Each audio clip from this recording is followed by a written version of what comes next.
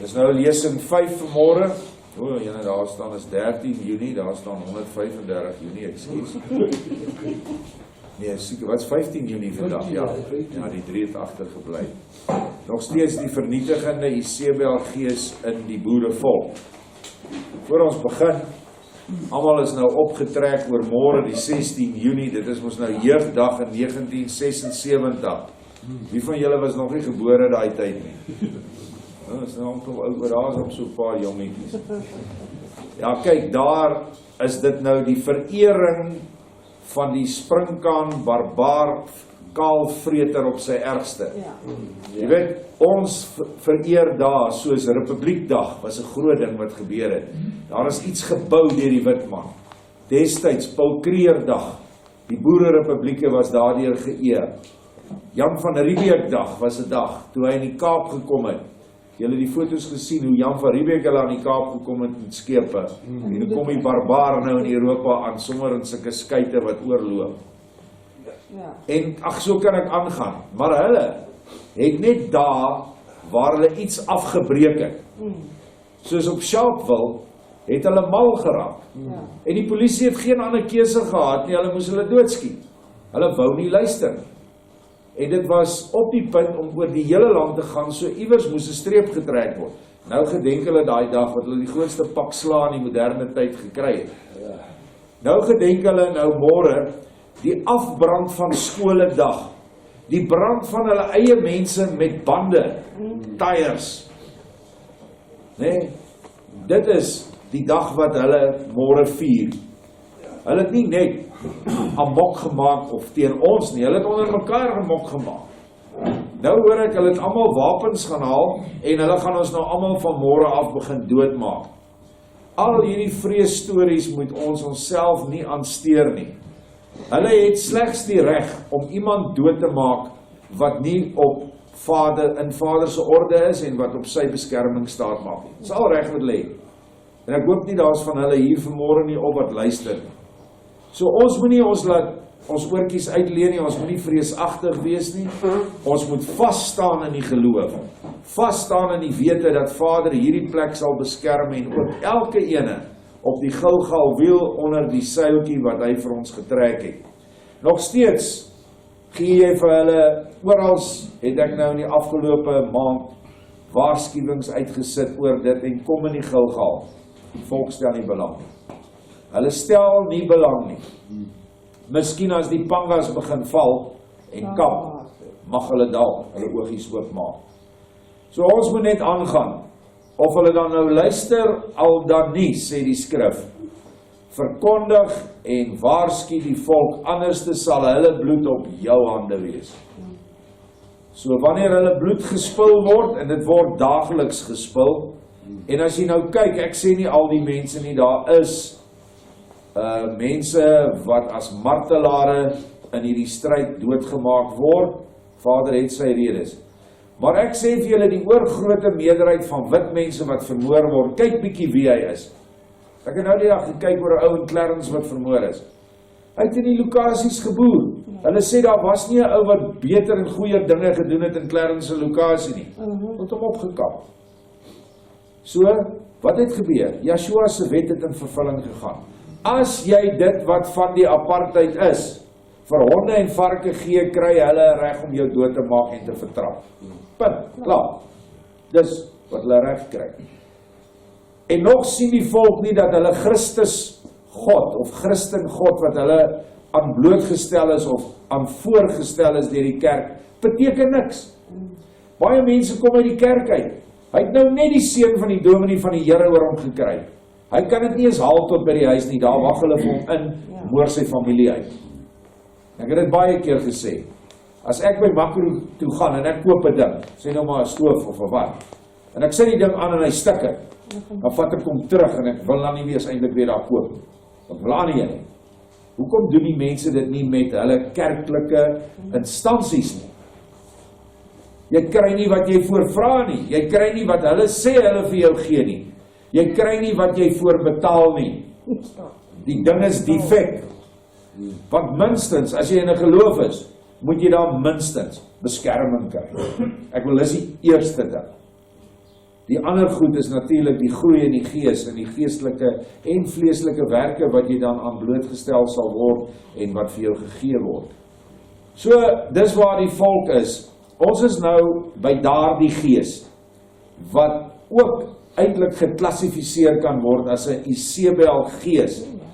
Jy sien die waarheidsgees wat ons lei, en wie ons agteraan stap, is Yeshua se gees, die moeder trooster.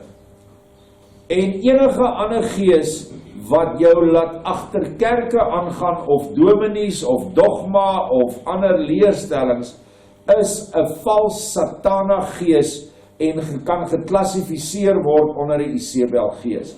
Veral wanneer die eienskappe wat ons nog sal behandel, duidelik begin uitstaan. Nou ja, ons het tot nou toe, lesing 4, het ons die Isebelgees redelik in diepte behandel, hoe sy voorgekom het in die Ou Testament, hoe Yeshua ons in die Nuwe Testament waarsku, en ons het 'n klompie skrif bygebring. Vanoggend se lesing gaan oor die vernietiging van hierdie gees. Hoe maak jy korte mette met hierdie gees? Nou laat ek vir julle sê, hierdie gees gaan nie sommer uit 'n mens nie. Ek ken amper nie, ek wil nou nie lieg nie, 'n Isebel wat verander het na 'n absolute dienende vrou binne haar man en sy huweliksvoorwaardes, wat sy dan in elk geval voor haar dominee dan afgelê het, dat sy dan verander en die man die hoof van die huis maak. Hierdie gees verander nie sommer nie. Ek het dit al baie gesê, maar dis plek om dit nou ook weer te sê, dat wanneer die Isebel by daai hek inkom, en sy kom sê nou maar in die kombuis, binne 'n week dra al die vrouens daar binne wat blootgestel is aan haar, die Isebelgees. En sy sal vir hulle allerhande dingetjies vertel. Kyk, dis mos die plaas, is mos die groot skinderplek, nee, ons sukkel met dit. Nou skinder hulle. En dan vertel hulle, my man het nou dit en dat met my gedoen. Dan sê sy, o, is dit so? En jy laat dit toe, maar jy moet hom so en so en so met hom maak. Dan is dit, baie keer is daar nou regtig rede daarvoor. Ek sê nie 'n vrou moet onder 'n man gemishandel word nie, glad nie. Maar ons het altyd die voorbeeld, my vrou bring vir my koffie in die oggende. Of ek nou in die bed is, sy maak die koffie. O, sal sy sê, wie dink hy is hy, dat jy hom moet bedien? En dan sal hy sommer volgende oggend nie koffie kry. Maar ja, dis net 'n voorbeeld, gebeur nie, ek kry nog lekker koffie. So, hoor julle wat ek vir jou sê? Goed wat in jou huwelik al vir jare, ons is heel gemaklik met mekaar, dis 'n liefdesdaad, of wat ook al, sy kom en sy keer dit net so om. Dis nou 'n klein dingetjie. Maar wat hulle werklik omkeer, hulle keer die goddelike orde om, in die gemeente. Hulle kom in en dit is verwoestend. Ons sal nog sien wat die eienskappe is. Maar een van die goed wat hulle doen, hulle gaan na die koppe toe. Na die wat in die bestuur is. Daai gees soek die bestuur. Dis soos 'n reptiel wat inkom en die kop gryp en afbyt. Want sy weet, as sy die kop gekry het, dan is die hele gemeente totaal tot niet. En dis eintlik wat die gees wil hê, die Isebelgees. Wil nie 'n funksionerende gemeente hê nie. Wil nie meer funksionerende huwelike hê nie, waar die man die hoof is en in ons geval praat ons nou met 'n priester in die huis. As jy nie 'n priester is nie, gee ek nie om, want dan kan Isebel jou opvreet. Ek is nie gepla oor jou nie, as jy nie 'n orde in jou huis, jy Agab, nie die orde wil regstel nie, dan moet jy maar Isebel se toorn verdra. So, die verwoestende effek wat sy het, kan gemeentes totaal en al vernietig, dat hulle ophou om te bestaan. En dit is waarteen ons in hierdie reeks lesings, of waarteen ek, wat Vader my baie sterk op die hart geplaas het, na sal moet kyk. Elkeen van ons. Elke vrou sal moet kyk, elke man sal moet kyk. Want onthou, as jy nie die priester in die huis is nie, onthou die hoë priester is die liefde. Jy moet die liefde in die huis handhaaf. Jy moet 'n sagkens met jou gesin omgaan. Dat daar tye is waar 'n mens die woord hard moet praat, is so, veral met kinders. Maar nog, die orde moet reg wees. En in 'n huis waar die orde verkeerd is, kan die moeder nie werk nie. Dit is nou logies, man. As daar in 'n huis, kom ons sê nou maar, eer jou vader en jou moeder, wat ook beteken vir mense wat getroud is, eer jou skoonpa en jou skoonma. Ek weet baie vind dit moeilik, maar dit is wat dit beteken. As jy daai vrou vat jy haar ma en pa. En as jy of die ma of die pa verwerp, of die skoonma of die skoonpa, wat gebeur? Jou dae word nie meer verleng nie. Beteken dit net dat jy 'n stokou mens gaan word? Nee. Dit beteken jou dae binne die orde van Vader word afgesny. Dis dae wat verleng moet word in die gees. Want die moeder kan byvoorbeeld nie werk in 'n gesin wat hulle eie moeder verwerp nie. En ek praat hoofsaaklik oor hoeveel moeders en vaders op hierdie plaas is, ou mense wat uitgestoot is uit die ouerhuise uit of uit die kinderhuise uit. Daai twee mense gewoonlik, hulle daai kinders groot gemaak, hulle het goeie werke, maar hulle is nie bereid om na hulle ouers om te sien nie. Dieselfde met 'n man en 'n vrou wat hulle pa verwerp die hemelse pa. Is ek verkeerd? Kan pa, vader in die hemel in 'n gesin werk wat hulle eie pa in 'n ouete huis of onder 'n sinkkaja gegooi het? Hulle kom nooit daar nie. Hulle sukkel selfs om hier te kom wanneer hulle sterf. Hoorie, maar dan moet jy hulle bekke hoor. Dan is hulle wit warm oor alles. Dan wil hulle sommer begin moordondersoeke doen. Ons het dit nou gehad, né? Trudy. Man sterf daar in die nag.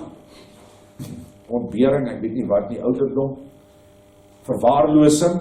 As hy by sy eie kinders was, sou hy nie so verwaarloos gewees het nie. En dan wil hulle moordklagtes ondersoek. Ekskuus, maar dit is die volk. Jy weet, lang terug het ek gedink toe ek hierdie werk wil doen, hierdie 293 omtrent. Toe sien ek, nee, hier is hierdie volk. Ek sien mans pere en ek sien vrouens met voortrekker rokke en hulle trek oor die berge en hulle is in hartbeeshuisies en dit gaan net en die kinders. Wat vind ons toe? 'n Klomp lamlendige mans, maar dit is wat hierdie volk is. Omdat hulle nie meer priesters van Jahwe is nie, is die huis ook in chaos.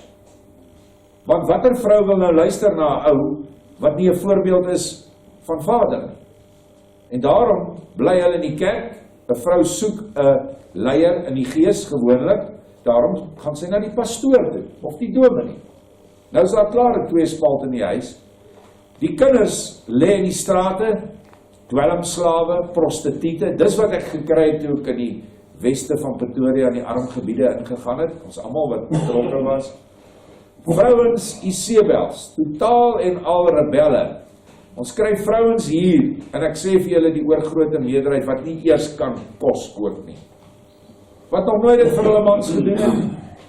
Ek weet partykeer nie hoekom nie, daar sekerlik party het goeie redes, maar dan moet hulle hier kom leer. Hier's kindertjies wat nie eens kan praat nie, want die ouers leer nie die kinders vokalisering nie, want hulle is nie, stel nie belang nie. Ons het kindertjies hier van 4 en 5 wat nie kan praat nie. Die orde is in sy maai in. Ons moet wakker word as ons sê ons is die bruid. Want op die bruidswiel, Gilgal, sal geen Agab en geen Isebel toegelaat word nie. Dit sê nie ek nie, die hele skrif skreeu dit uit. Gaan kyk maar na die orde wat Vader vir Adam en Eva gegee het. Dis die orde. Gaan heen, wees vrugbaar en vermeerder en vul die aarde met wat? Met my gees, eerstens, en daarna met kinders. Hoe kan ons die aarde vul met die troostergees wat nou vir ons gegee is, as ons hierdie eienskappe wat ek vooraf nou genoem het, as dit in ons huise is, as dit in ons harte is? Ek bedoel, ons kan nie bereid word nie. En dit is, hierdie lesings is 'n groot waarskuwing wat Vader my gegee het. Dit is op die punt om totaal en al vernietiging aan te bring in sy uitverkorenis. En ons sal moet regkom. Ons lees. Hierdie stuk gaan oor Jehu. Spel 'n bietjie snaaks, maar dis hoe hy in die skrif staan, Jehu, wat eintlik staan, ek Jahwe. Dis wat daar is. Sal nou sien, ja. En Jehu, dis 1 Konings 19:16. Seun van Nimsi moet jy salf as koning oor Israel. En Elishua, wat ons nou ken as Elisa, die seun van Safat uit Abel Mehola, moet jy salf as profeet in jou plek. So, dit is Elia se laaste opdrag. Ons weet nou die Elia gees, wat dit voorstel, dit stel die krag voor. My El is ja, dit is wat Elia beteken. En Elishua beteken my El of my God is Shua, verlosser. As jy Elia en Elisa se name by mekaar voeg, dan is dit Yahweh Shua is my El. Dit is vir my die mooiste teken dat Yeshua Yahweh is. In die Ou Testament as 'n groot ontoeganklike geesteswese, in die Nuwe Testament as 'n nederige man, gebore uit 'n maagd, wat ons mee kan identifiseer. Nou Jehu beteken in Hebreëus Yahu of Yahweh is he. Hy is Yahweh of hy Yahweh. Okay, dan was the 10th king, ek het dit net daar neergesit. Die name is belangrik, mense, en dit is so hartseer dat die Afrikaanse vertalings al hierdie name nou maar vir Afrikaans het. Maar daar is 'n rede hoekom Jesajahu, Isegiel, dis iets van El, iets van Yahweh. So, ek weet Sefanja beteken Yahweh het versteek. Wat het Yahweh versteek in die boek Sefanja? Die boerevolk. Die volk suid van die riviere van Kus. Ag, en so kan julle in die klein boekie wat saam met die boek van herinnering is, al hierdie betekenisse kry. Nou gaan ons van 2 Konings 9 vers 1, Elia is nie meer daar nie, die mantel het geval op Elisa. Toe roep die profeet Elishua, een van die profete seuns, en sê vir hom, gord jou heupe, neem hierdie kruik met olie in jou hand, en ga na Ramot in Gilead. As jy daar kom, kyk dan waar Jehu, die seun van Jehosafat, die seun van Nimsi is. Gaan in en laat hom opstaan onder sy broers uit en bring hom in 'n binnekamer. Neem dan die kruik met olie en giet daar op sy hoof uit en sê, so spreek Jahweh, ek salf jou tot koning oor Israel. Maak dan die deur oop en vlug en vertoef nie. Onthou, hier was dan nou 2 konings alreeds in hierdie 2 konings of 1 koning, ekskuus. Ons praat van die een wat nou boos was, wat toe hierdie ding gebeur, en ons Jerobeam, hy was 'n seun van Agab, van sy nageslag. Hy sê, laat jy die pad vat, want hierdie ding wat jy nou 'n koning gemaak het, hier gaan groot stryd wees. En die jongman, die dienaar, is 1 Konings 9:4, die van die profeet het gegaan na Ramot en Gilead. Toe hy aankom, het die owerstes van die leer juist daar gesit en hy sê, ek het 'n woord vir u owerste. En Jehu vra, vir wie van ons almal? En hy antwoord, vir u owerste. Hy het opgestaan en in die huis ingegaan, toe giet hy die olie op sy hoof uit en sê vir hom, so spreek Jahweh die Elohei van Israel, ek salf jou as koning oor die volk van Jahweh oor Israel. En jy sal die huis van Agab jou meester verwoes, sodat die bloed van my knegte die profete en die bloed van al die knegte van Jahweh op Isebel kan wreek. En die hele huis van Agab sal omkom, en ek sal van Agab uitroei al wat urineer teen 'n muur in Israel, sonder uitsondering. Want ek sal die huis van Agab maak soos die huis van Jerobeam, die seun van Nebat, en soos die huis van Baasa, die seun van Agia. En die honde sal Isebel eet op die dorpsgrond van Jezreel, en daar sal niemand wees wat haar begrawe nie. Daarna het hy die deur oopgemaak en gevlug. Wie is die konings in hierdie tyd? Wie is Jehu in hierdie tyd? Natuurlik die Melchisedek konings en priesters. Dis ons. Ons wat nou streef na om volledige eenwording met Yeshua, sodat hy as Melchisedek in ons kan opstaan, en dan is dit Dirk Melchisedek, Kar en Erna Melchisedek. So gaan ons almal Melchisedek priesters en priesteresse wees. Dit is die koning wat sy werk gaan wees om Agab en Isebel sy huis uit te roei. Nou in die geeste sweer, waar is Agab en Isebel sy huis? Dis die kerk. Waar is dit nog? Politiek. Die politiek is die Agab en Isebel is die kerk. Dis hoe hierdie twee saamgewerk het, en hulle het ook baie van die finansiële Babyloniese geld mag Babylon gebruik om ons te kry waar ons vandag is. Geen woord, geen opstand, geen teenstand, geen gesamentlike biddag uitroep, sodat die volk kan voorootmoedig. Ek praat van almal binne die volk. Ek praat nie van hierdie biddag waar sprinkaan en slang en adder ook uitgenooi word nie. Waarvoor moet jy nou bid? Dis dan jou broer. Jy gaan kry wat hy vir jou gee. Ongelukkig is dit so. So, dit is een van die groot take in ons lewe om die Isebelgees te vernietig. Nou kom ek vertel julle hoe het ons alreeds begin om die gees te vernietig. Vanaf die klipwiel, eintlik 'n klein groepie al seker 8 jaar daarvoor, vandat jy op daardie wiel jou klip geplaas het, vandat jy daar staan en bid vir jou volk en omdraai en die seën oor hierdie land uitspreek, slaan jy Isebel en Agab, slaan jy die huis van Agab plat.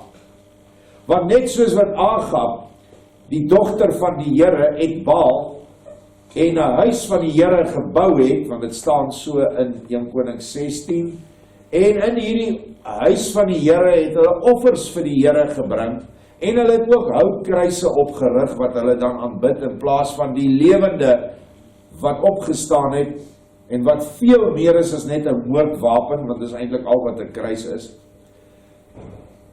In steede van hulle korrekte aanbidding het hulle gebly in die huis van die Here. En nou sê Vader, deur die gebede wat ons nou bid, want dit is die wapen wat hy vir ons gegee het, is sang, gebed en ramshorings. Maar as ramshorings nou nie uit die hart geblaas word nie, dan beteken dit ook niks. Maar ek kan vandag getuig dat wanneer jy ramshorings blaas, vlug die vyand. Ek het dit aan my eie bas gevoel. So, wat ek sê is, dat ons eintlik die Jehu salwing ook op ons het. Nie net die Elia salwing nie, maar ook die Elisa salwing. Hoekom? Want Elisa het die mantel van Elia ontvang. Dis die ou bedeling, Elia, en nou kom Elia in die nuwe bedeling as die aartsengel, Michael, in die orde van Yeshua die verlosser. En dit is hoekom die Elisa eintlik die troostergees vir ons voorstel. Ek dink meer in die Ou Testament sou die Elia die krag vanuit die wysheid wees, in die Elisa tyd, nou hier waar Jehu gesalf word, die eindtyd, later eens, waar die Yeshua gees Miriam, die trooster, oor ons uitgegiet word. Kom ons gaan aan. Nou, vers 16, nou is hier vir my 'n baie mooi stuk, hierdie verdere ene.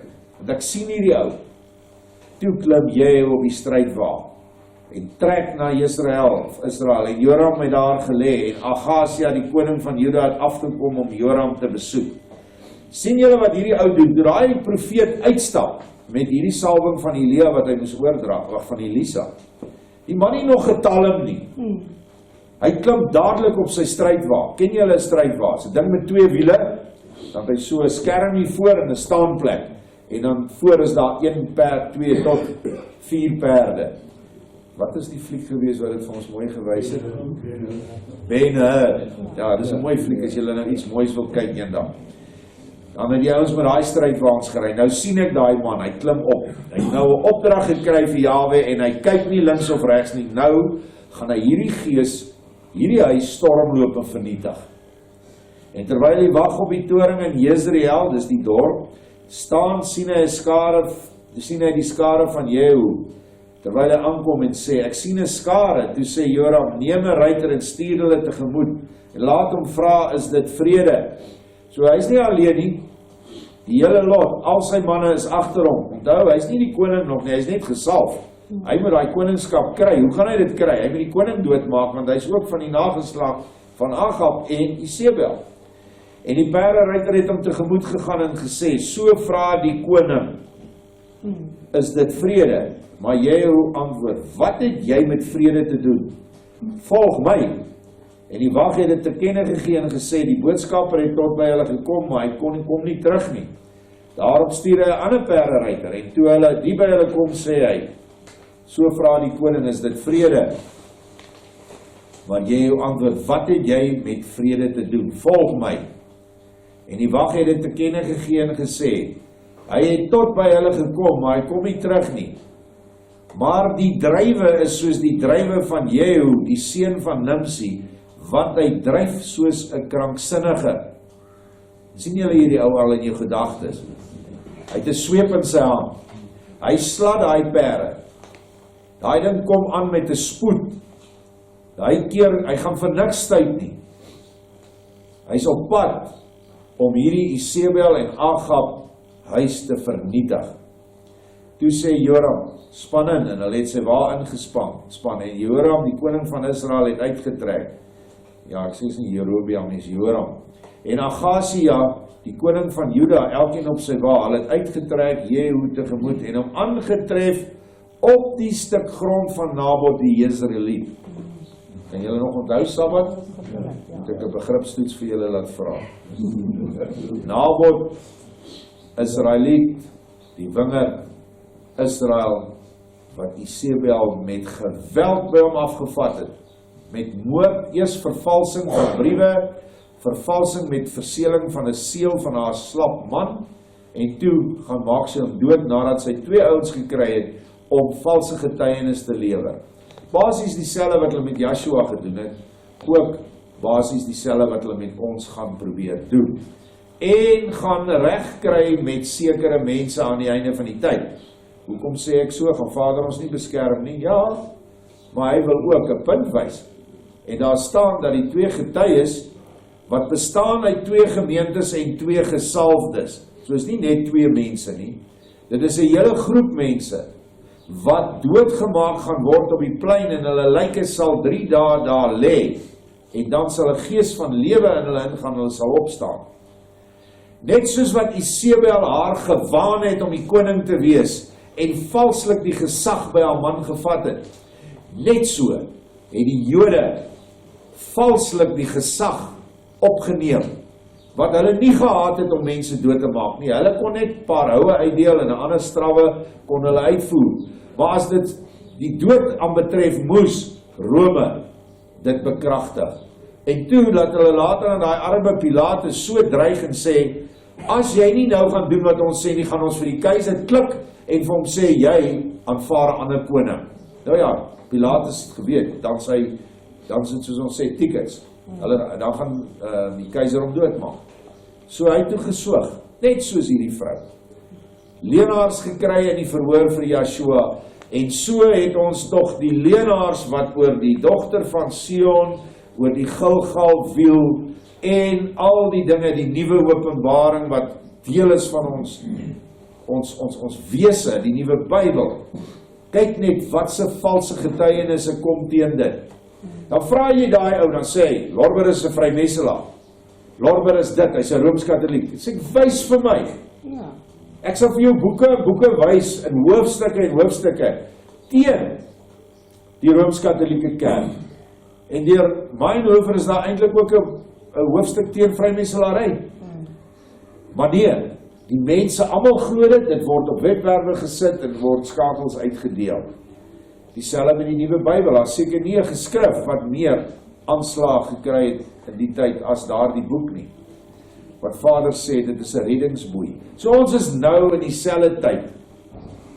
Die hele Isebelgees, Agabgees het oor hierdie land gegaan.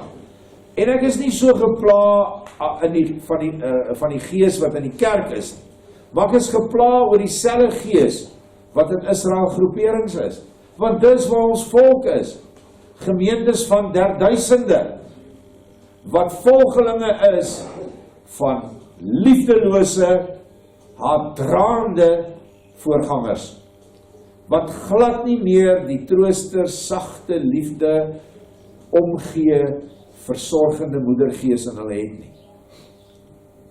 En dit is wat ons met ons seëninge en met ons gebede en met ons sang sal moet aandink wanneer ons dit doen en hulle opdra aan Vader. Nou ja, hier is hulle op die grond van Nabot. Ons weet nou ook Nabot is in Suid-Afrika, want is hier waar die stryd gaan plaasvind. Op hierdie grond waar hy sê, suid van die riviere van Kus sal hierdie dinge als gebeur.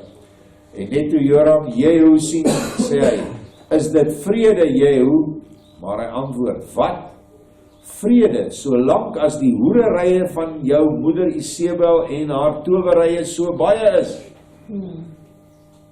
Kan ons sê vir hulle, terwyl die hoerering van die kerk met die vyand en die hoerering binne Israel met 'n God wat ek nie verstaan nie, want hulle ontken Yeshua. Hulle is so gedienstig oor die groot Jahwe, en hulle kan nie genoeg van die Ou Testamentiese insettings en ander dinge doen nie, maar daar's nie liefde in die hart nie. Daar's niks vir Yeshua nie. Yeshua is maar net 'n mannetjie, hulle noem hom hulle oudste boetie, seun van die mens, maar nie Immanuel, seun van God of seun van Elohim nie. Almal van hulle is besig met hierdie goed wat ons hier lees. Dis hoerery. As jy Yeshua Messia nie as die enigste God erken en aanvaar en aanbid nie, is jy besig met hoerery. En hulle sê, as jy nie vir Yahweh aanbid nie, maar vir Yeshua, is jy besig met hoerery. Hulle sê dit. Hulle sê ons is hoere. Ek bedoel, daar's 'n voorganger wat, ek kan nie ophou om my aan te vat nie. Veral nie oor die moedergees nie, hulle kan dit nie verdra nie. Dit terwyl die hele Ou Testament, elke plek waar Yahweh Elohim staan, staan daar sy het. Yahweh Ruach, sy het. Ekskuus nie Yahweh Elohim nie, Elohim Ruach, Yahweh Ruach. Nou net daarna, sy of haar. Gaan kyk maar. Soos ons tweede vers in die boek is nog steeds, ek moet hom nog regstel. En die gees van Elohim, sy het oor die aarde gesweef. En sy, die aarde, het woes en leeg geword. Ons het wel sy, die aarde, want dit het daar gestaan. Maar ons het hom gemis. Ons het dalk dit, kan nie eens meer terug onthou nie, dis 20 jaar. Ek dink dit was so groot skok vir onsself, dat ons liewste nie nou 'n boek wil uitbring wat almal skok nie, en ek dink Vader het dit ook gelaat vir later. Nou kyk wat staan in Jeremia 8 vers 11. As en hulle genees die verbreking van die dogter van my volk op die maklikste manier deur te sê, vrede, vrede, terwyl daar geen vrede is nie. Jeremia 8:13, saam skraap, wegraap sal ek hulle, spreek Yahweh. Daar is geen druiwe aan die wingerdstok, geen vye aan die vyeboom nie. Ja, die blare verdor, so het ek ook vir hulle die bestel wat dwars oor hulle sal gaan. Selfde ding vra hierdie Jehoram, is dit vrede? Jy kom nou so hier aangejaag met al jou manne. Toe sê vrede, terwyl hierdie dinge aangaan. Nou wat gaan nou aan? Wat sê hulle vir ons? Hulle sê hierdie dinge wat nou oor ons kom, is vrede. Dit wat hierdie swartes aan ons doen, is vrede. Ons moet kruip voor hulle. Wil nie eens praat aan die Amerikaners wat voor hulle kruip en hulle voete lek nie. En ek hoor dit in Kaapstad ook gebeur. Dat wit mense wat skaam is oor hulle identiteit en hulle wit velle, kruip voor die barbaar en soen sy voete. Mag hulle almal die loon kry van hulle dade. Want vir hulle kan jy nie meer preek of enigsins waarsku. Dis verby. Regtig, by die mens, ons kan niks doen nie. By Elohim, ja, hy het nog 'n hele oneindigheid aan die ander kant waar hy hulle kan roer. En hy sê ook, hy het verbeteringsskole waaraan hulle sal gaan. Onder andere sal hulle in die materie ingewerk word. En daardie verbeteringsskole is die materie, die planteryk en die diereryk. En dan sal jou sieledele uit mekaar gedruk word en jy sal in hierdie gevangenskap, kan ek sê, liggame geplaas word, omhulsels, en jy het nie meer 'n vrye wil nie, jy het net, jy moet 'n klip wees, jy moet 'n dissel wees, jy moet 'n slang wees, kan nie anders nie, en jy moet doen wat dit gegee is om te doen, met jou volle bewussyn. Dit is die ergste wat bykom. Hierdie verbreking terwyl daar nie vrede is nie. Weet julle dat die gereformeerde denkers sê dat ons nou in die 1000-jarige vrederyk is? Ou Ben Marie, wat 'n ex-dominee was by die NG Kerk, wat 'n Israeliet geword het, hy het altyd vir hulle gesê, man, glo jou dominee of kyk net die TV, besluit jy self. Wat is weggeraap? Julle al gehoor van die weggeraping? Daar is 'n wegneming net voor die einde, wanneer alles klaar gebeur het, die verdrukking alles deurgegaan het. Dan vat Vader ons net so vir 'n plekkie en 'n tydjie weg, ons sal van alles bewus wees, maar dit sal nie na ons toe kom nie, en dan word die hele aarde verwoes, die suurstofstelsels in brand, alles sterf uit, hier bly niks oor nie. Nie 'n klip op 'n ander sal oorbly nie. Hierdie weggeraap vind plaas voor dit, lang voor dit. En dis nie die wegraping met die kerk vir julle geleer het toe julle in die AGS en die Pinkster was nie. Hierdie wegraap word bevestig op 'n ander plek. Dit is die kaf. Dis al wegraping wat jy nou gaan kry. Jy gaan weggeraap word deur hierdie pes wat oor hierdie aarde gekom het, hierdie sprinkaan swerm, gaan vir jou opvreet, soos in Openbaring 9 staan. Hulle het soos rook oor die aarde gegaan en hulle het hulle steek van die skorpioen, wat ons in vorige lesings gesien het, dat dit is bose entiteite wat kom en hierdie steek van die skorpioen kan jy koppel aan die COVID-19 inspuiting of inenter. Hoekom sal dit gebeur? Want daar is nie drywe in Israel nie, in die wit nasies is dit nie. Ons in Juda is die vyeboom wat binne in die wingerd staan. Hier is ook nie vrugte aan Juda nie, die boervolk dra nie vrug nie.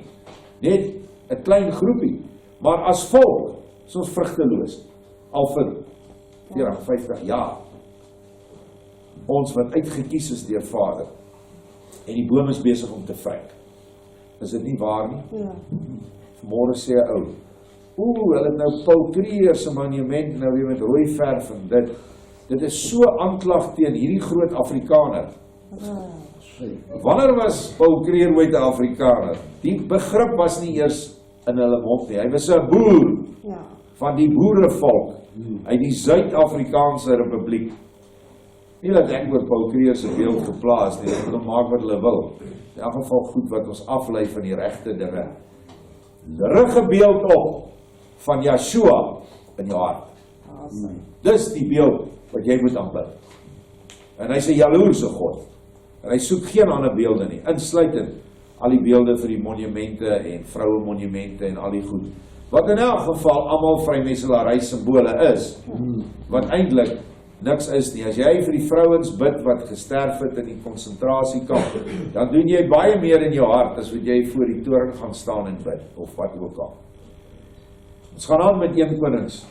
Is dit reg, kan ek maar aangaan? Julle verveel. Dis 'n mooi storie. Hier is die mooiste storie vir my eintlik in die Bybel van aanval. Vers 24 van 2 Konings 9. Jehu het die boog gespan en Joram tussen sy arms geskiet, sodat die pyl deur sy hart uitgegaan het en hy en sy wa in mekaar gesak het. Dink aan Openbaring 6 vers 1. Die wit perd en die ruiter kry 'n pyl en boog en hy skiet met dit in die gees. En dis wat ons doen. Hierdie Jehu gees wat nou in ons is, wat opstaan teen hierdie valsheid. Wanneer ons bid, wanneer ons sing en wanneer ons ramshoring blaas, dan skiet ons pyle in hulle harte in. Wel liefdespyle, maar wat hierdie waarheid indring in sy wese in. Een of ander manier sien hy waarheid en herken hy die valsheid. Voorwaar, ek het die bloed van Nabot en die bloed van sy seuns verlede nag gesien, spreek Jahwe, en ek sal hom aan jou vergelde. Op hierdie stuk grond spreek Jahwe, tel dan nou op, gooi hom op die stuk grond volgens die woord van Jahwe. En Jehu het in Jezreel aangekom, toe Isebel dit hoor, het sy haar oë swart geverf en haar hoof versier en deur die venster uitgekyk. Kyk wat doen hierdie ding. Dadelik met die maskara. Dadelik wil sy hierdie Jehu verlei. Seker maar hare opgetooi en allerhande ander juwele aangesit en by die venster met verlangende, uitlokkende oë vir Jehu gekyk. Gedink sy gaan hierdie ou, gaan sy nou in die bed kry. Want dis maar eintlik wat daar staan. Terwyl Jehu deur die poort inkom, sê sy, gaan dit goed, Simri, moordenaar van jou meester? Die berig is klaar dat sy seun of haar seun nou doodgeskiet is. En hy het opgekyk na die venster en gevra, wie is vir my? Wie? Toe kyk 2-3 hofdienaars uit na hom. Nou daai woord hofdienaar moet eintlik wees homoseksueel, nee, is nie waar nie, dit is enoeg. Wat is die Afrikaans vir enoeg? Ontmande. Wat die ouens gedoen het, hulle het mans gehad wat hulle vrouens oppas wanneer hulle oorlog toe gaan. En omdat hulle weet die vrouens is alleen, wou hulle nie mans daar by hulle gehad het nie. Nou, party ouens het sekere klere aangetrek vir die vrou, dat daar niemand kan kom en dan het hy toegesluit, en sy moes maar in daai broek, moes sy leef tot hy weer terugkom. Maar ander het die mans wat moes werk daar en hulle oppas, hulle almal ontman, sodat hulle nie 'n gevaar vir hulle was nie. En hierdie ontmanningspraktyk is vir 2000 jaar in die Rooms-Katholieke Kerk gevolg. As julle daai mooi kore hoor, kyk eens een ding, dit klink mooi, dit is so harmonieus en dit is hoog. Dis almal die jong seentjies wat hulle ontman het, wat dan sing daar. En dit is eintlik die hoofrede, behalwe nou die oppas, maar die hoofrede hoekom hierdie jong seentjies so ontman is. 'n Gruwel deur hierdie Rooms-Katholieke orde. Nou, wie is vir my? Toe kyk die 2 hofdienaars hierdie enogs uit, en hy sê vir hulle nou, onthou, sy is die koningin, haar man is dink ek al dood, en sy is gevaarlik. Nou, hierdie ontmandes is eintlik hulle wat in die Isebelgees bestel van die kerk is, Israel kerk, gewone kerk, wat ontman is. Hoe ontman jy my?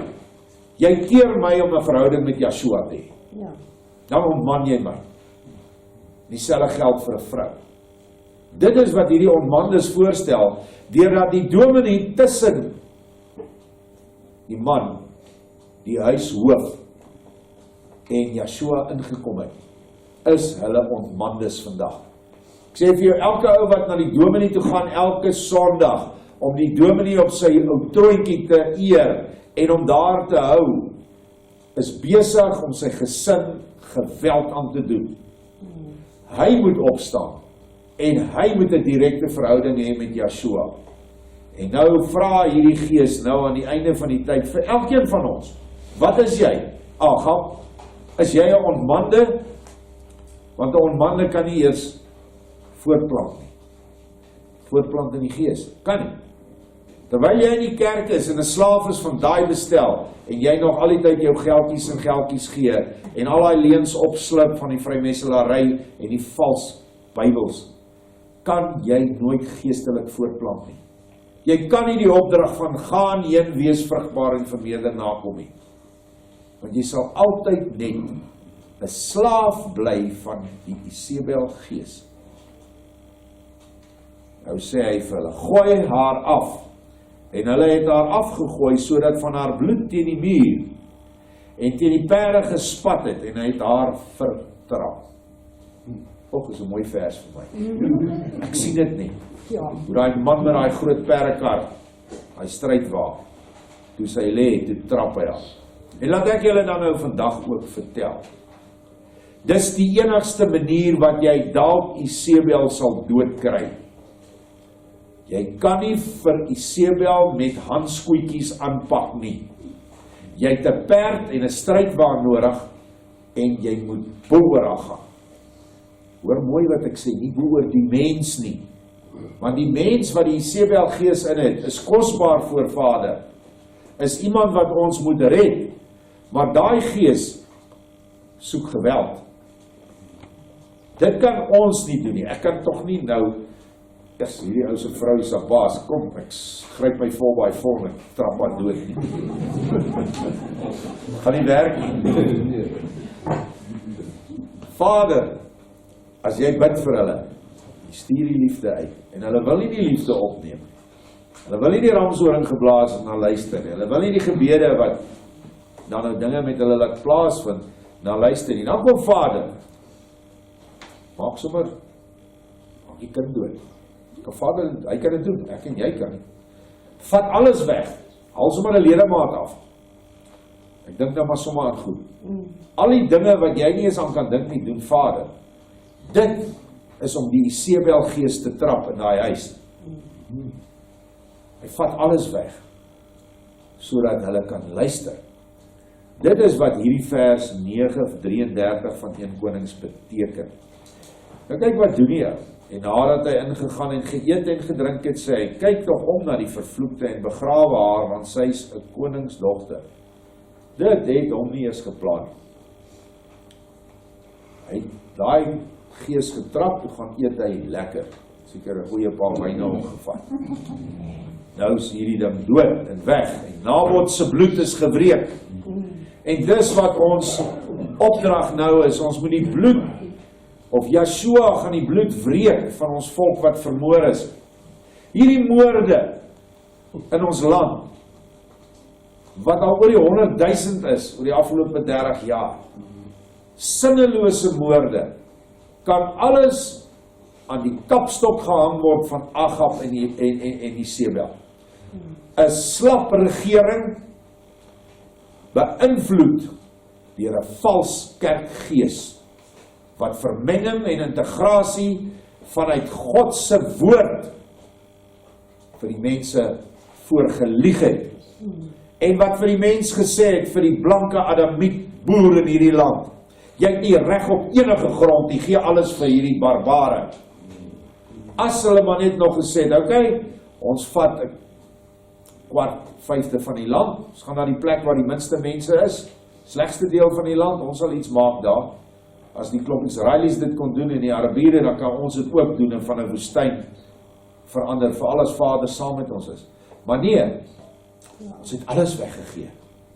Alles wat kosbaar was, ons landerye, ons grond, ons hospitale, ons skole waar ons kindertjies vertrap word nou met hierdie vroulike Sangoma gees. Kyk wat hierdie arme kindertjies moet leer. Dis skrikwekkend wat die kinders in staatskole moet leer. Vader is nou besig. Hierdie perd is nou besig om te trap. Hierdie dinge wat oor ons gekom het, hierdie lockdown, wat niks anderste is as slawerny nie. Jy trek 'n maskertjie aan, sodat almal gesigloos is, soos die slawe in die ou tyd maskertjies moes dra. Dra ons dit, ons is so gehoorsaam. Hulle was ons handjies. Jy kan nêrens gaan nie. Hulle sê vir jou elke dag moet jy so doen en dan so doen en dan so doen. So vat Vader nou, vertrap hy hierdie Isebel. Dankie vir die sigarette wat hy weggevat het. Maar wie gebruik hy? Hy gebruik die Sangoma om dit te doen. Terwyl jy allemaal loop in kerm en 70 en 100 rand betaal, plaas jy net sê, dankie Yeshua, gee my nou die krag om hierdie bly ding te los. Want weet jy wat? Jy is 'n koning. Onthou hierdie, ou word koning, hy is gesalf. Maar hy moet eers die lot gaan doodmaak, so moet ons in onsself ook alles doodmaak, voordat ons konings kan wees. Het hy ons Adam nie aangestel oor die hele skepping nie? Hy het, behalwe die tabakplant en die wingerdstok. Hy het die meeste mense in hierdie land nog nie konings nie, is nog nie konings nie. Want die tabakplant en die wingerdstok, of wat ook al hulle gebruik om te stook, selfs nou die aardappelplant en die pineappelplant, en wat ook al heers oor hulle. En let mooi, het nie 'n probleem in drankgebruik matig word in die skrif baie duidelik gesê dat ons wyn sal drink, en wyn is die teebeeld van Yeshua se bloed. Maar definitief Zorba dit nie, of Dani doppe, of al die soortgelyke goed nie. Weet julle wat het die mens, of die Sangoma nou reg gekry? Sy het al die sigarette wat altyd maar duur was, maar wat nou goedkoop is teen wat hulle nou kry, het sy eenkant toe gesit wat hoofsaaklik deur redelik professionele mense beheer was. Die water was getoets. Ek weet, baie mense kon nie meer hieronder by die hartebeespoort skema mee tabakplant nie, want die water is te vuil. Hulle het beheer wat se gif word gespuit. Daar word monsters getrek van jou tabakblare en dit word ontleed. O, hier's te veel gif op, jou oes word nie aanvaar nie. Maar in Zimbabwe, nou rook almal, die rykes en die armes, die Sangoma se sigarette. Sy na familie en haar rampokkers wat sy saam met smokkelaars. Wat met DDT, die double bendix, die grootste gif wat al in die 50er jare verbied is, of in die 60er jare. Weet julle, daai ding is so giftig, hulle het dit altyd gebruik om op die vinke te spuit. Julle ou manne kan dit onthou, hulle het met vliegtuie gekom. Weet jy wat, dan vrek al die vinke, dan vrek al die aasvoëls, al die jakkalsies, wat daai vinke eet. Als vrek, die visse in die water, want die vinke is gewoonlik in die riete, als vrek. Ons het in die Vaalrivier gebly, want hulle gespuit het, was dit verrot soos die visse dood is. Daai goed is nou op die blare van die sigaret. Ekskuus, ek is nou van die punt af, maar dit is nog steeds die slap Isebelgees wat in ons mense heers, wat slawe wil wees van hierdie verdowingsmiddels. Want as jy dit so gebruik soos ons volk sien dit gebruik, dan is dit verdowingsmiddels. Nou wat is die gevolg nou? Die gevolg is dat nie net jou breinselle doodgaan nie, maar die senuwee na jou breinsel toe gaan nou dood. En nou word die breinsel nooit weer lewend nie. En weet jy wat? Julle kan sê wat julle wil, maar ek kan dit sien. Hier's baie mense nou, as jy 'n IQ-toets nou op hierdie volk moet laat skryf, wonder ek of hulle oor 80 gaan kry. Terwyl ons 'n volk is wat eintlik veronderstel is om tussen 100 en 120 gemiddeld te wees. Jy sien dit in hulle dade, jy sien dit in hulle denke. Jy moet regtig dom in die kop wees om jou so te laat verslaaf. Om dit wat belangrik was, wat gelukkig ook nou weggevat is, sport. Die afgod daarvan. Praat nie van om sport te doen om gesond te bly. Die professionele sport en almal wat dit aangehang het. Ons is nou in die tyd wat Vader besig is om die Jehu-gees oor hierdie volk te gooi. En hulle herken hom nie. Nee, wat hulle smeer nog meer mascara aan. Lok hom nog meer uit. Vers 35, maar toe hulle gaan om haar te begrawe, hy sit nou binne lekker in kuier, kry hulle van haar niks nie as net die hoofskedel en die voete en die handpalms. Net die koppe, die voete en die hande. Daarom kom hulle terug en gee hom dit te kenne en hy sê, dit is die woord van Jahwe wat hy deur die diens van sy knegt Elia die Tisbiet gespreek het, naamlik, op die dorpsgrond van Jezreel sal die honde die vlees van Isebel eet. En die karkas van Isebel sal soos drek op die grond wees, op die dorpsgrond van Jezreel, sodat hulle nie sal kan sê, dit is Isebel nie. Mense sal my aanvat oor die woord karkas daar, maar ons het baie ernstig gekyk. En as jy Isebel se afkoms sien, van Ekbaal, en jy kyk wie Ekbaal hulle was hulle nie Adamiete nie. Nou enige iets anders wat nie Adamities is nie, wat op 2 bene loop, het nie 'n lijk nie, uit 'n karkas. En dit is wat met haar gaan gebeur, dat die jakkalse, of die honde, ekskuus, die hondnasie, gaan Isebel en Agab en hulle nageslag, die hele huis Die hele huis van die Here in hierdie land, die hele politiese bestel wat Yeshua nie erken as enigste Elohim nie, gaan opgevreet word. Dat daar miskien net 'n bietjie oor is. Maar is dood. Al is die kop en die hande en die voete daar, is dit dood. Daar is geen krag meer nie. Dit kom. En as dit 16 Junie môreoggend is, of vandag is, dan kom dit. Nie vir ons nie. Ons is en bly Jehu, gevul met die gees van Vader, wat Elisa gestuur het, en oor hom uitgegiet het. Maar ons moenie wankel nie, ons moet vas staan in hierdie tyd.